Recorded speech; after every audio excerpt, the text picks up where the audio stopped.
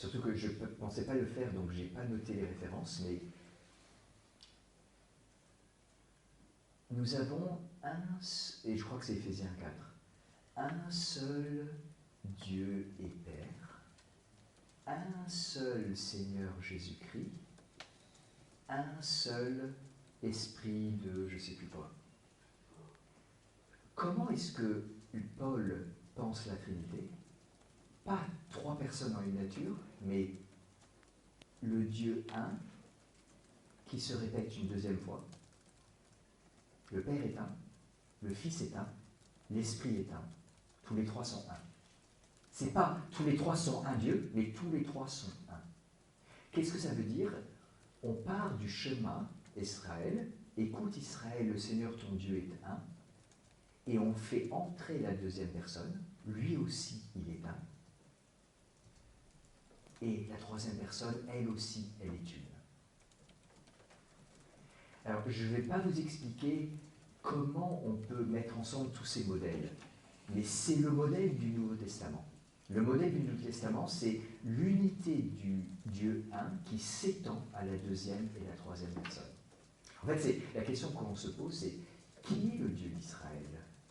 Est-ce que c'est la Trinité ou est-ce que c'est le Père? Non, d'un point de vue chrétien, je veux dire.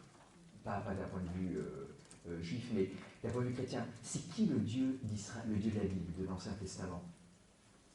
Alors, je ne pense pas qu'on puisse donner une réponse absolue, mais c'est un débat actuellement.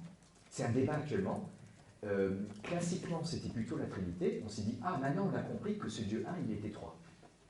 Mais dans le développement de la compréhension, en réalité, c'est plutôt on se rend compte que c'est le Père et qu'il a un Fils et un Esprit, qui ne sont jamais absents de lui ou éloignés de lui. Donc en réalité, c'est quand même aussi la Trinité, mais centralement c'est le Père.